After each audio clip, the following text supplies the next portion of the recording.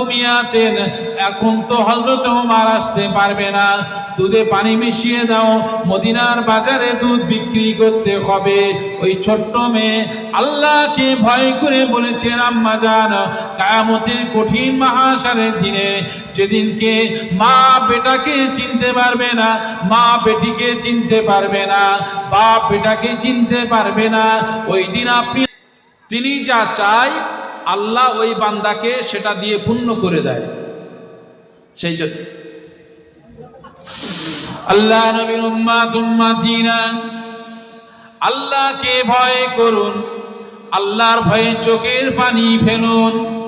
দুনিয়া ক্ষণস্থায়ী, অল্প দিনের সময়, কেউ বা 30 বছর, কেউ বা 40 বছর, কেউ বা 50 বছর, কেউ বা 60 বছরের ভিতরে দুনিয়া ত্যাগ করে এমন একটা জায়গায় চলে যাব যে জায়গাতে কিয়ামত পর্যন্ত আমার আপনার কোনো সাহায্যকারী থাকবে না। থাকবে? দুনিয়ায় মারা যাব, আমার পোশাকটা খুলে দেওয়ার মানুষ থাকবে, থাকবে না? আমাকে গোসল দেওয়ার মানুষ থাকবে, আমার লাশটাকে নিয়ে কবরে দাফন করার লোক থাকবে, কিন্তু কবরে যখন আমাকে মাটি চাপা দেবে কিয়ামত পর্যন্ত আর কেউ নাই। কেউ থাকবে? আমার দেহটা পোকায় খাবে, হাড়গুলো ছড়িয়ে থাকবে, আমাকে আর কেউ স্মরণ করবে না। ওই দিন যদি আমি আপনি আল্লাহ পাকের দরবারে জবাব দিতে পারি, আল্লাহ দুনিয়াতে অন্যায় করিনি, দুনিয়াতে আমি নেক কাজ করেছি, আল্লাহ সংবিধান মেনে চলেছি, কোরআন মেনে চলেছি, আল্লাহ রাসূলুল্লাহর সুন্নাত তরিকা অনুযায়ী চলেছি, তাহলে আল্লাহ পাক দয়া করে কবরের ভিতরে কিয়ামত পর্যন্ত আমার আপনার লাশটাকে অক্ষত রেখে আমার আপনার লাশটাকে চিরশান্তির ঘুম পাড়িয়ে দেবেন। দেখেন না মিডিয়ায়, দেখেন না মাঝে মাঝে নদীর পাড় ভেঙে গেল, হাফেজের কাফন সহ লাশ তাজা, দেখেন না? ওই দেহর ভিতরে এক ফোঁটা হারাম জিনিস জীবনে দেয়। এই জন্যই আল্লাহ বলছেন, ফালিয়াদহাকু কালিলা ওয়ালিয়াবকা কাসীরা, বান্দা তোমরা বেশি বেশি আল্লাহর কাছে কাঁদো, আল্লাহর ভয়ে, জাহান্নামার ভয়ে তোমরা আল্লাহর কাছে বেশি বেশি কাঁদো, যদি পরকালে তোমরা চির হাসি হাসতে চাও। কোটি কোটি কোটি বছর চলে যাবে, কবর জগৎ থেকে কোটি কোটি বছর চলে যাবে, ময়দানে মাহশারে আল্লাহ উঠাবেন। ময়দানে মাহশার কিয়ামতের দিন হবে 50,000 বছর, 50,000 বছরের দিন। সেই দিন যদি চির হাসি হাসতে চাও, তাহলে দুনিয়াতে রাতের অন্ধকারে আল্লাহর ভয়ে দুফোঁটা চোখের পানি ঝরিয়ে কাঁদো, ওই দুফোঁটা চোখের পানিটা আল্লাহর জাহান্নামার আগুনটাকে নিভিয়ে দেবে। কিন্তু এই মানসিকতা আমার আপনার তো নাই, আছে? দুনিয়ায় আমাদের সব থেকে ক্ষতি হয়েছে যেটা, সেটা হচ্ছে অ্যান্ড্রয়েড ফোন এসে, অ্যান্ড্রয়েড ফোন। রাতে যারা আল্লাহর ইবাদত বন্দেগীর ভিতরে কাটায়, তারা অ্যান্ড্রয়েড ফোন পেয়ে অ্যান্ড্রয়েড ফোন নিয়ে ব্যস্ত, অর্থাৎ আল্লাহকে ভুলে গিয়ে দুনিয়া নিয়ে মেতেছে। বাবা আমার কথা বুঝতে পারছেন? হ্যাঁ, এই জন্যে আপনি সর্বদা সর্ব অবস্থায় আপনি দুনিয়া করুন। আল্লাহ দুনিয়া করতে নিষেধ করেননি, দুনিয়া করতে বলেছেন রব্বানা আতেনা ফিদ দুনিয়া, আল্লাহ দুনিয়া করতে বলেছেন, কিন্তু আখিরাত ভুলে নয়, পরকাল ভুলে নয়। আবার আখিরাত করতে বলেছেন, দুনিয়া ভুলে নয়। আপনি দুনিয়া করুন, কিন্তু দুনিয়ার ভিতরে আপনি আখিরাতকে স্মরণ করুন, আল্লাহকে স্মরণ করুন। আপনি কোনো ব্যবসা করছেন, কোনো কাজ করছেন, ওই কাজের ভিতরে আল্লাহর স্মরণ করে আপনি থাকুন, ওই ব্যবসাটা আপনার ইবাদতে গণ্য হয়ে যাবে, ব্যবসাটা ইবাদতে গণ্য হয়ে যাবে। আল্লাহর ভয় এমন একটা জিনিস, যাদের অন্তরে এসেছে আল্লাহর ভয়, তারা দেখবেন দুনিয়া থেকে অনেক পিছিয়ে গেছে। হযরতে আবু বকর সিদ্দিক রাদিয়াল্লাহু তাআলা আনহুর ইন্তেকালের পরে খলিফা হলেন হযরতে ওমর রাদিয়াল্লাহু তাআলা আনহু। হযরত ওমর রাদিয়াল্লাহু তাআলা আনহু খলিফা হওয়ার পরে রাতের অন্ধকারে কাঁদছেন, আল্লাহ, এত বড় বিশাল দায়িত্ব আপনি আমাকে দিয়েছেন, এই দায়িত্ব পালন করা তো আমার পক্ষে সম্ভব নয়। আল্লাহ, যদি আপনি আমাকে সহযোগিতা সাহায্য না করেন, ওমরের পক্ষে ক্ষমতা নাই এই দায়িত্ব পালন করা। হযরত ওমর রাদিয়াল্লাহু তাআলা আনহু রাষ্ট্রপতি হওয়ার পরে তিনি মদিনার গ্রাম, মদিনার হলি গলি তিনি রাত্রে ঘুরে দেখেন কে কি অবস্থায় আছে, কে অসুখে আছে, কে কঠিন বিপদে আছে। তিনি রাতের অন্ধকারে খোঁজ নেন। তা দেখলেন একটা বাড়িতে মা মেয়েকে বলছেন, মেয়ে, দুধে পানি মিশিয়ে দাও, মদিনার বাজারে দুধ বিক্রি করতে হবে। দুধে পানি দেয় না? দেয় না? কি গো, আল্লাহর ভয় দেখেন। মা মেয়েকে বলছে দুধে পানি মিশিয়ে দাও, দুধ মদিনার বাজারে বিক্রি করে তারপরে খাদ্য নিয়ে আসা হবে। মেয়ে বলছেন, আম্মা, বেয়াদবি মাফ করেন, আমি দুধে পানি মেশাতে পারবো না, রাসূলুল্লাহ পানি মেশাতে নিষেধ করেছেন, আমি পারবো না। তারপরে আবার খুব পেড়াপিড়ি করতে লাগলেন যে দুধে পানি মিশিয়ে দাও। মদিনার বাজারে দুধ বিক্রি করতে হবে, দুধে পানি মিশিয়ে দাও মা, দেরি করো না, সকাল হয়ে গেল। ছোট্ট মেয়ে বলেছিলেন, আম্মা জান, বেয়াদবি মাফ করেন, বেয়াদবি ক্ষমা করেন, দুধে পানি মিশাতে পারবো না। হযরতে ওমর রাদিয়াল্লাহু তাআলা আনহু তিনি যদি দেখতে পায়, তাহলে দুধে পানি দেওয়া জনমের মতন শাস্তি দিয়ে দেবে, দুধে পানি দিতে পারবো না।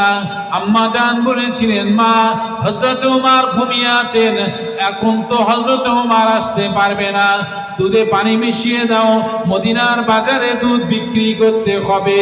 ওই ছোট্ট মেয়ে আল্লাহকে ভয় করে বলেছেন, আম্মা জান, কিয়ামতের কঠিন মাহশারের দিনে, যেদিনকে মা বেটাকে চিনতে পারবে না, মা বেটিকে চিনতে পারবে না, বাপ বেটাকে চিনতে পারবে না, ওই দিন আপনি আমাকে চিনতে পারবেন না, আমিও আপনাকে মা বলে পরিচয় দিতে পারবো না। যদি আমি হযরতে ওমরের চোখ ফাঁকি দিয়ে দুধে পানি মিশিয়ে দেই, আল্লাহর কুদরতি নজরটা ফাঁকি দেওয়া তো সম্ভব নয়। আল্লাহর কুদরতি নজরে দেখছেন আমি দুধে পানি দিয়ে মানুষকে ঠকিয়ে দেব। কিয়ামতের কঠিন মাহশারের দিনে আল্লাহ আমাকে যখন জাহান্নামায় দেবে, আপনি মা বলে আমাকে পরিচয় দিতে পারবেন না। সুবহানাল্লাহ বললেন না? ইয়াউমা ইয়াফিরুল মারউ মিন আখিহি, কিয়ামতের দিন কেউ কাউকে চিনতে পারবেন না, ভাই ভাইকে চিনতে পারবে না, বাপ বেটাকে চিনতে পারবে না। আমি আপনার কথা শুনে দুনিয়াতে পানি দিলাম, কিয়ামতের দিন যখন আমি বলবো আমার মায়ের কথা শুনে দিয়েছিলাম, আপনি আমাকে মেয়ে বলে অস্বীকার করবেন, আমাকে জাহান্নামায় যেতে হবে। অতএব আমার পক্ষে সম্ভব নয়। আল্লাহর ভয় দেখেন। হযরত ওমর রাদিয়াল্লাহু আনহু তিনি এই কথা শোনার পরে বাড়িতে এসে চিন্তা করছেন, এত বড় নেককারিনী মেয়ে আর এই মদিনাতে আছে বলে আমার বিশ্বাস হয় না। নিজের ছেলেকে বিবাহ দিয়ে বৌমা করেছিলেন। হ্যাঁ, জোরে বললেন না? যে এত বড় আল্লাহ ভীরু মানুষ আর আছে বলে বিশ্বাস হয় না। আমার দিনদার ইমানদার আল্লাহওয়ালা ভাইরা, আমরা যারা আছি, ওয়াজ নসিহত আমরা শুনছি, সারা জীবন শুনব, কিন্তু শোনার পরে যদি অন্তরে খোদার ভয় না আসে, আল্লাহর ভয় না আসে, আল্লাহর স্মরণ না আসে, তাহলে আমার আপনার জীবনে কোনো সার্থকতা হবে না। কোনো সার্থকতা নেই। আল্লাহকে ভয় করতে শিখুন, মানুষের উপকার করতে শিখুন। দেখেন, আল্লাহ চাইলে সামান্য আপনার পাহাড় পরিমাণে নেকি আছে, সামান্য একটু কারণে আল্লাহ চাইলে কিয়ামতের দিন আল্লাহ আপনাকে ধরে ফেলবেন। আর পাহাড় পরিমাণে গুনার বোঝা মাথায় নিয়ে কিয়ামতে উঠেছেন, দুনিয়ায় একটা ভালো কাজ আপনি করেছেন, সেই কাজের বিনিময়ে আল্লাহ খুশি হয়ে আপনাকে জান্নাতে দিয়ে দিলেন। সামান্য একটা ভালো কাজ। মদিনার মসজিদে নববী শরীফে আল্লাহ নবী আমার সাহাবায়ে কিরামদের নিয়ে আলোচনা করতে লাগলেন। আল্লাহ নবী জাহান্নামের আলোচনা করছেন, জান্নাতের আলোচনা করতে লাগলেন। যখন আল্লাহ নবী জাহান্নামের আলোচনা করতেছিলেন, ওই সময় সাহাবায়ে কিরামরা জাহান্নামের কথা শুনে চোখ দিয়ে টপ টপ করে পানি ঝরিয়ে কাঁদছিল। আল্লাহ নবীর পাক বিবি আমাদের আম্মা জান হযরতে আয়েশা সিদ্দিকা রাদিয়াল্লাহু তাআলা আনহা আল্লাহ নবীর জন্য রুটি তৈরি করছিলেন। আল্লাহ নবীর সঙ্গে যখন আম্মা জান আয়েশার বিবাহ হয়, তখন বয়স ছিল কত? 6 বছর। আর যখন সংসার শুরু করে আল্লাহ নবীর সঙ্গে, তখন বয়স হচ্ছে 9 বছর। হযরত আবু বকর সিদ্দিক রাদিয়াল্লাহু তাআলা আনহু হাতটা ধরে আল্লাহ রসুলের কাছে দিয়ে দিলেন বেআদা খামসা। আর 9 বছর সংসার করলেন। 18 বছর যখন আম্মা জান আয়েশার বয়স, রাসূলুল্লাহ ইন্তেকাল করলেন। তাহলে সংসার করলেন কত বছর? 9 বছর। রুটি তৈরি করছেন, ওই সময় আল্লাহর নবী জাহান্নামার বর্ণনা করছেন, 7টা জাহান্নামার বর্ণনা করছেন। সাহাবারা কেঁদে কেঁদে কেঁদে কেঁদে চোখ দিয়ে পানি ঝরিয়ে সব বেহুশ হয়ে যাচ্ছে। আম্মা জান আয়েশার খেয়ালটা ওই দিকে গেল। এমন সময় একটা আগুনের টুকরা এসে আম্মা জান আয়েশার হাতে এসে লেগে গেল। আগুনের টুকরা লাগার পরে হাতে এত জ্বলন শুরু হলো, রুটি তৈরি বন্ধ করে দিয়ে ঘরের দরজা বন্ধ করে দিলেন, দিয়ে কাঁদছেন। আল্লাহ দুনিয়ার আগুনটা যদি এত যন্ত্রণা দিতে পারে, না জানি আখিরাতে জাহান্নামের আগুনটা কত কষ্ট দেবে। এই জাহান্নামের আগুনটা 70 বার ধোয়ার পরে দুনিয়ার আগুনটা আল্লাহ সৃষ্টি করেছেন। কতবার? 70 বার ধুয়ে ধুয়ে ধুয়ে ধুয়ে তার কালার পরিবর্তন হলো, তার তেজ পরিবর্তন হলো, দুনিয়ার আগুন হলো। আল্লাহ নবী মদিনার মসজিদে নববী শরীফ থেকে এসে আম্মা জান আয়েশা সিদ্দিকা রাদিয়াল্লাহু তাআলা আনহাকে দরজায় এসে সালাম দিলেন, সালামের কোনো জবাব নাই। দ্বিতীয়বার সালাম দিলেন, সালামের কোনো জবাব নাই। তৃতীয়বার সালাম দিলেন। কানতে কানতে আম্মা জান আয়েশা রাদিয়াল্লাহু তাআলা আনহা সালামের জবাব দিলেন। দরজা খুলে কাঁদছেন কেন বিবি আয়েশা? আমি কি আপনাকে কখনো কষ্ট দিয়েছি? কি জন্য কাঁদছেন?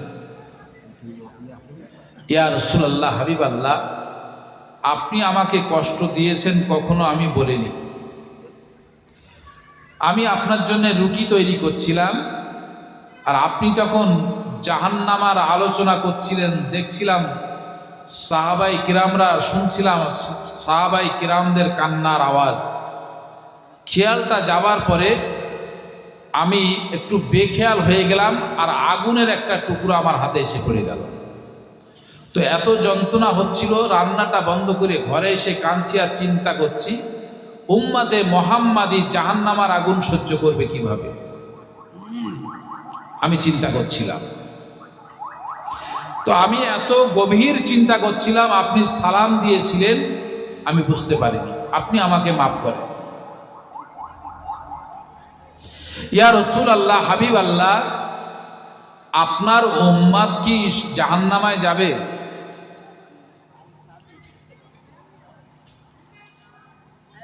বিশ্বাস করেন নবীর উম্মত, নবীর খাঁটি উম্মত, তারা কখনো জাহান্নামায় যাবে না। যাবে?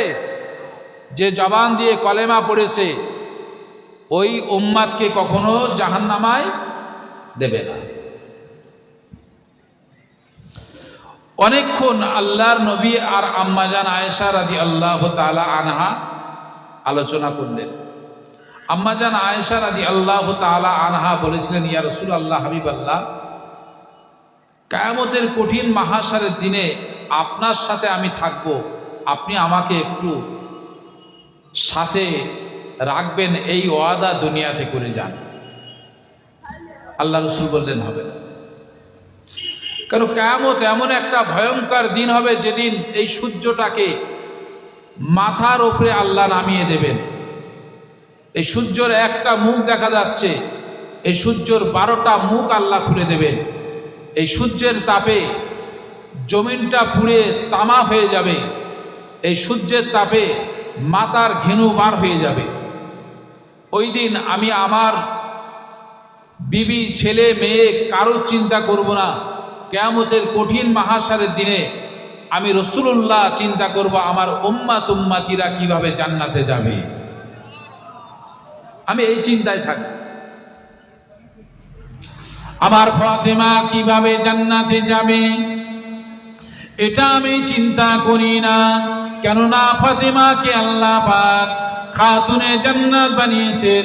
সমস্ত মহিলাদের সরদারিনী আল্লাহ জান্নাতে করবেন, ফাতেমা জান্নাতে যাবেন। হযরত ইমাম হাসান হোসেনকে আল্লাহ দুনিয়াতে যুবকদের সরদার করে জান্নাতে যুবকদের সরদার করবেন আল্লাহ।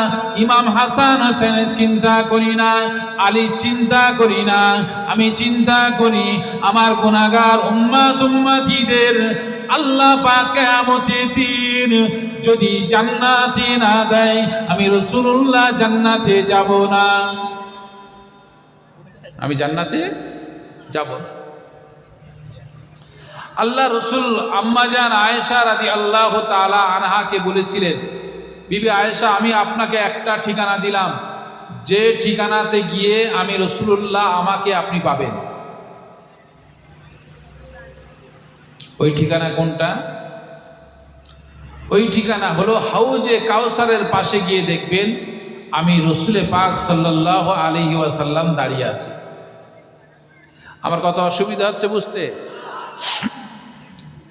কারণ আমাদের ভারতের বক্তাদের বক্তব্যের একটা নিয়ম আলাদা, বাংলাদেশের বক্তাদের নিয়ম একটা আলাদা, সেই জন্য অনেক সময় অসুবিধা হতে পারে। আম্মা জান আয়েশা জিজ্ঞাসা করেছিলেন, ইয়া রাসূলুল্লাহ, ইয়া হাবিবাল্লাহ, হুজুর আপনি হাউজে কাউসারের পাশে কি জন্য দাঁড়াবেন? আল্লাহ নবী বলেছিলেন, বিবি আয়েশা, কিয়ামতের কঠিন মাহশারের দিনে সমস্ত নবীরা নফসি নফসি করবে, নফসি নফসি করবে। আল্লাহ আপনি আমাকে বাঁচান, আল্লাহ আপনি আমাকে বাঁচান। আর কিয়ামতের কঠিন মাহশারের দিনে আমি রাসূলুল্লাহ ওই সময় বলবো, রব্বি হাবলি উম্মতি, আল্লাহ আপনি আমার উম্মত উম্মতিদেরকে বাঁচান, আমি উম্মতি উম্মতি করব। ওই সময় আমার আল্লাহ পাক আসমানের সূর্যটা মাথার উপরে নামিয়ে দেবেন, আর এত পরিমাণে সূর্যর তাপে মাথার ঘিনুগুলো বার হয়ে যাবে। ওই সময় আল্লাহর বান্দা বান্দিরা, আমার উম্মত উম্মতিরা এক ফোঁটা পানির জন্য কিয়ামতের কঠিন মাহশারের দিনে তাদের জিহ্বা বার হয়ে যাবে, পানি পানি করে চিৎকার করবে। ওই সময় আমার আল্লাহ পাক জানিয়ে দেবেন, হাবিব আপনি চলে যান, হাউজে কাউসারের পাশে চলে শুনে যান, হাউজে কাউসারের পাশে গিয়ে দাঁড়ান।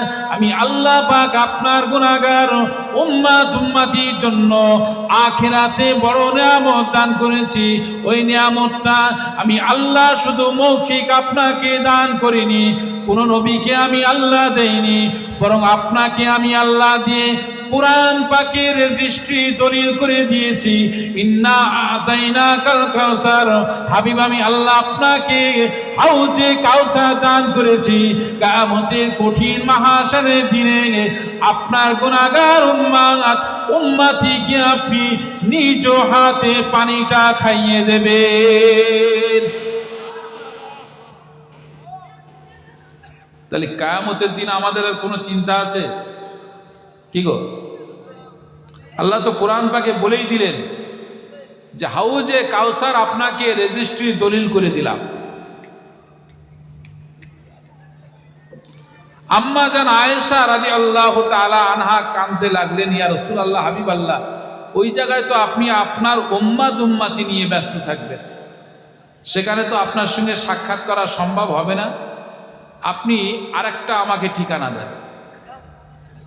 আরেকটা কত রাত পর্যন্ত হবে? 12টা কটা বাজে? আপনার যদি 12টা 11টা। তো আর একটা ঠিকানা আমাকে দেন, যে ঠিকানাতে গেলে আমি আপনার সঙ্গে একটু সাক্ষাৎ পাবো। দুনিয়াতে স্বামী স্ত্রী আখেরাতে কি চায় না যে স্বামী স্ত্রী একসঙ্গে থাকবো? কি গো, চায় না? দেখবেন এই জন্যে দুনিয়াতে স্বামী যেখানে মারা যায়, স্ত্রীকেও অনেকে স্ত্রীকে ওসিয়াত করে যায় যে আমার পাশে তোমাকে দাফন করতে বলবে, বলে না? তো দুনিয়াতে একসঙ্গে, আখেরাতেও একসঙ্গে থাকবো। কিন্তু নবী আলাইহিমুস সালামগণকে আল্লাহ পাক এবং তেনাদের বিবিদেরকে আল্লাহ পাক কিয়ামতের কঠিন মাহশারের দিনে আল্লাহ পোশাক পরিহিত অবস্থায় আল্লাহ বাদশাহী হালাতে আল্লাহ উঠাবেন। তো দ্বিতীয় একটা ঠিকানা আল্লাহ রসুল দিলেন বিবি আয়েশা। দ্বিতীয় ঠিকানা হচ্ছে পুলসিরাত। ওই পুলসিরাতের পাশে গিয়ে দেখবেন আমি দাঁড়িয়ে আছি। পুলসিরাত আপনারা নাম শুনেছেন? পার হয়েছেন? পদ্মা সেতু নাকি? কি গো, হ্যাঁ? সরু চুলের মতন একটি সেতু, এপারে আপনি দাঁড়াবেন, আর যদি আল্লাহর দয়া আপনার উপরে থাকে তাহলে দাঁড়ানোর সাথে সাথে লিফটের মতন ওপারে বেরিয়ে যাবেন, দাঁড়ানো অপেক্ষা। আর যদি এত বড় দেহের ভিতরে যদি সামান্য ঈমানটুকু আপনার না থাকে, তাহলে আপনি ওখান থেকে আর পার হবার মতন ক্ষমতা থাকবে না। কারণ কিয়ামতের দিন আল্লাহ বান্দার উপরে দয়া করবেন। এই দয়া করার আগে আল্লাহ দুনিয়াতে জানিয়ে দিয়েছেন, লা তাকনাতু মির রাহমাতিল্লাহ, বান্দা আমি আল্লাহ আমার রহমত থেকে বঞ্চিত হইও না। আল্লাহ বলেছেন না, বলেননি? দুনিয়াতে আল্লাহ তার রহমত থেকে বঞ্চিত হতে নিষেধ করেছেন। যদি তোমরা আমার রহমত থেকে বঞ্চিত না হও, তাহলে আমি আল্লাহ তোমাদের জীবনের সমস্ত গুনাহ খাতা মাফ করে দেব।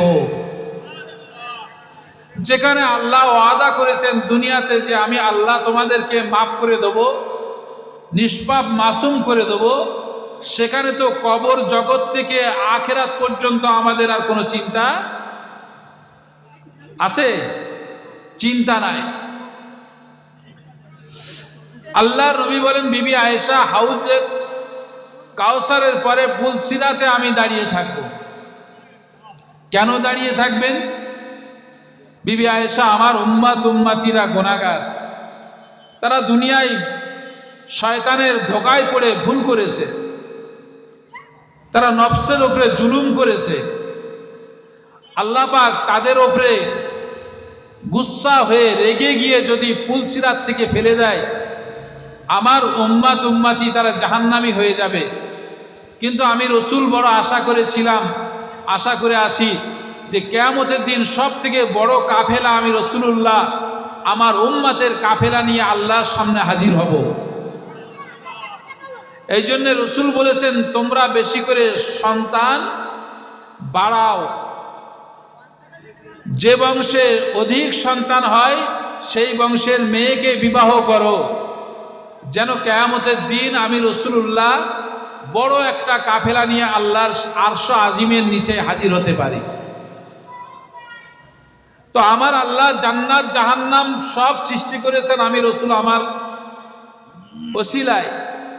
তো জান্নাতে যাবে আমার উম্মতিরা। তো আমি এই জন্য দাঁড়াবো, যখনই আমি ওখানে দাঁড়িয়ে থাকব, আমার আল্লাহ দয়াময়, আমি তার হাবিব, আমি তার দোস্ত, আমি তার বন্ধু, যতক্ষণ দাঁড়িয়ে থাকব ততক্ষণ আমার আল্লাহ সহজে আমার উম্মতদেরকে আমার সামনে দিয়ে পার করিয়ে দেবেন।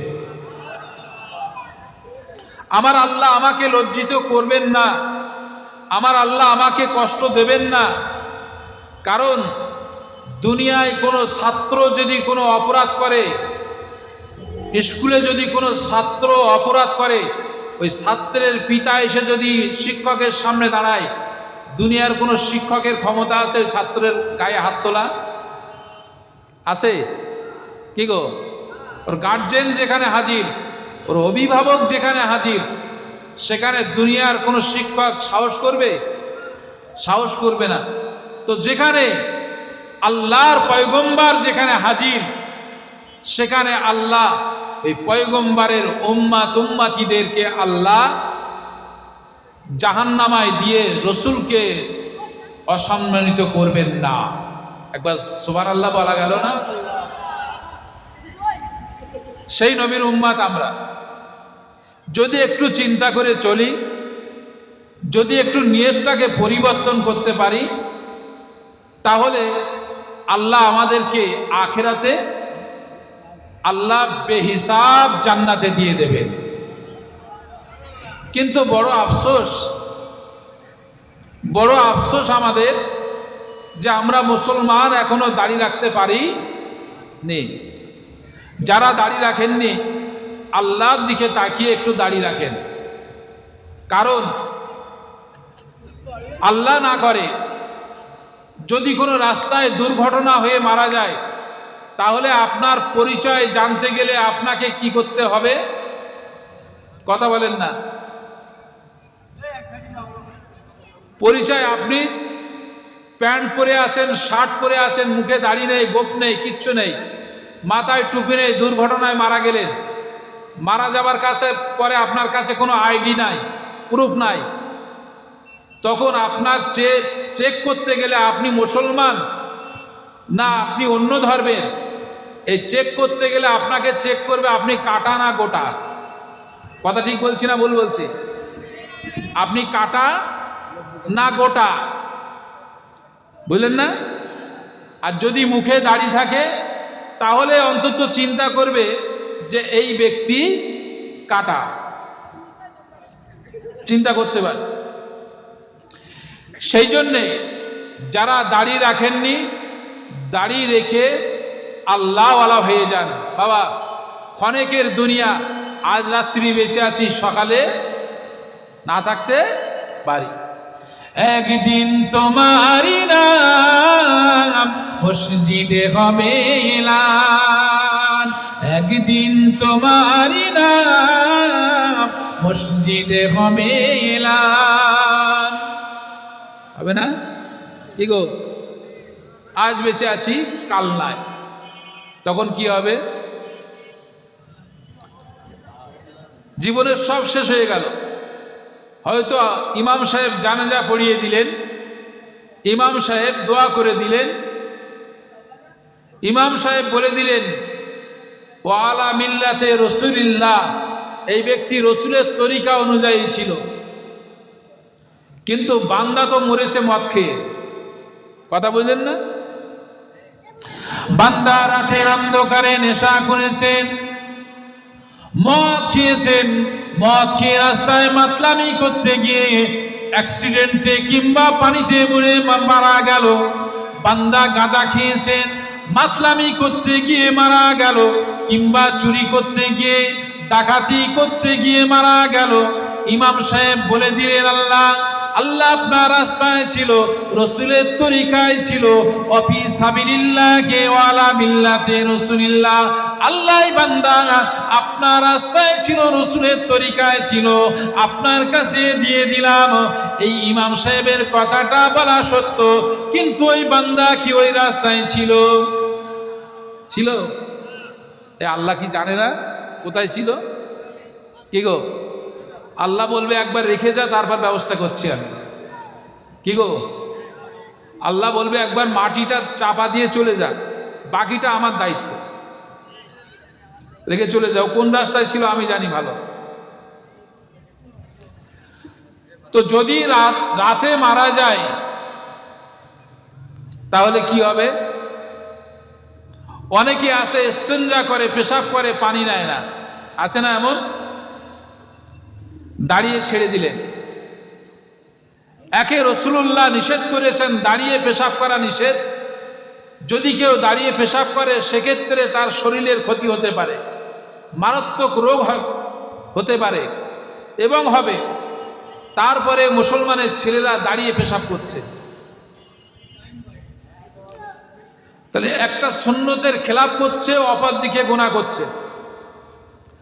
আজকে আমি বাপ হয়ে যদি আমি দাঁড়িয়ে পেশাব করি, আমার সন্তান সে কি বসে পেশাব করবে? কি গো, ফাতাবিরু ইয়া উলিল আবসার, হে চক্ষুষ্মান, তোমরা দেখে শিক্ষা গ্রহণ করো। একজন বাপ সে যদি ছেলের কাছে বলে, বাবা সিগারেট কিনে নিয়ে আয়, একদিন কিনছে, দুদিন কিনছে, 3 দিন কিনছে, 4 দিনের মাথায় বলবে বাপ খাচ্ছে যখন আমি খেলে অসুবিধা কি? কি গো, খাবে না? খাবে না। তাহলে অযোগ্য পিতার কারণে সন্তান অযোগ্য হয়ে গেল। আর রাসূলুল্লাহ বলেছেন একজন সংসারের গার্জেন, পিতা, একজন পুরুষ, তিনি হচ্ছেন সংসারের রাখাল। যেমন একজন রাখাল ছাগল গরু পালন করে, একজন পুরুষ সে রাখাল। তার সন্তান যদি খারাপ রাস্তায় যায়, ওই পুরুষকেই আল্লাহ পাক কৈফিয়ত তলব করবে। বাপ হয়ে সিগারেট কিনতে দিলেন, বাপ হয়ে বিড়ি কিনতে দিলেন, 1 দিন 2 দিন 3 দিন 5 দিন আপনি বিড়ি খাচ্ছেন, ছেলের সামনে মেয়ের সামনে সিগারেট খাচ্ছেন, ছেলের সামনে নেশা করছেন। ছেলে একদিন বড় হয়ে বলবে, বাপ যখন করছে আমি করলে অসুবিধা কি? আপনি নিজেও নেশাখোর হয়ে গেলেন, ছেলেটাকেও নেশাখোর বানিয়ে গেলেন। হ্যাঁ, এখন ওই ছেলেকে আপনি যত পেটান, ছেলে ভালো হবে? হ্যাঁ, হবে। ছেলেকে বললেন, বাবা একটা বেলেট কিনে নিয়ে এসো, আমার দাড়ি গোঁফগুলো সপ্তাহে 2 দিন করে চেঁচে দিতে হবে, আমাকে যেন কেউ বুঝতে না পারে আমি মুসলমান না অন্য কেউ। ছেলে বেলেট কিনে দাড়ি কাটছেন, ছেলে চিন্তা করছেন আমার বাপ যখন দাড়ি কাটছে আমি কাটলে অসুবিধা কোথাও। ছেলেও কিন্তু বাপের দেখা দেখি মাগুর মাছ হয়ে গেল। মাগুর মাছ বোঝেন? কি গো, মাগুর মাছ বোঝেন না? ওর মাগুর মাছ। তাহলে দোষটা কার? দোষটা বাপের। তাহলে আমি আপনি যদি সচেতন না হই, আমি আপনি যদি ভালো না হই, তাহলে আমার থেকে ভালো সন্তানের আশা করা যাবে না, কখনোই নয়। অতএব সর্বপ্রথম আমাকে ভালো হতে হবে, আমি ভালো হলে আমার সন্তান ভালো হবে, আর আমি মারা গেলে আমার সন্তান আমার জন্যে ভালো কাজ করবে। এই ভালো কাজের যা ভালো কাজের বদলা আল্লাহ কবরে কিয়ামত পর্যন্ত জারি রেখে দেবে। এই জন্যই আল্লাহ রসুল বলেছেন মানুষ মারা যাবে, 3টে আমল তার জারি থাকবে আর সব বন্ধ হয়ে যাবে। ইজা মাতাল ইনসানু ইনকাতা আনহু আমালুহু ইল্লা মিন সালাসাতিন ইল্লা মিন সাদকাতিন জারিয়া। 3টে আমল জারি থাকবে, তার ভিতরে একটা যদি নিজে আলেম হয় এবং অপরকে আলেম বানিয়ে যায়। এ বাবা, আমি আপনাদের কাছে উপদেশ দিচ্ছি, ওয়াজ করছি, তাহলে আমার এটা সাদগায়ে জারিয়া নয়? কি গো? দ্বিতীয় নাম্বার হলো, যদি কোনো নেক সন্তান সে দুনিয়ায় রেখে মারা যায়, ওই নেক সন্তানের ওসিলায় আল্লাহ তার কবরে কায়ামত পর্যন্ত আল্লাহ সওয়াব জারি রেখে দেবে। তৃতীয় নাম্বার, দুনিয়াতে কোনো একটা টিউবওয়েল, পানির কল বসিয়ে দিয়ে গেলেন মানুষের জন্যে, একটা পুকুর খুঁড়ে রেখে গেলেন মানুষের জন্যে, একটি মাদ্রাসা করে দিয়ে গেলেন, মসজিদ করে দিয়ে গেলেন, মানুষের জনকল্যাণ কাজে সহযোগিতা করে রেখে মরে গেলেন, ওই জিনিস যতদিন বেঁচে থাকবে ততদিন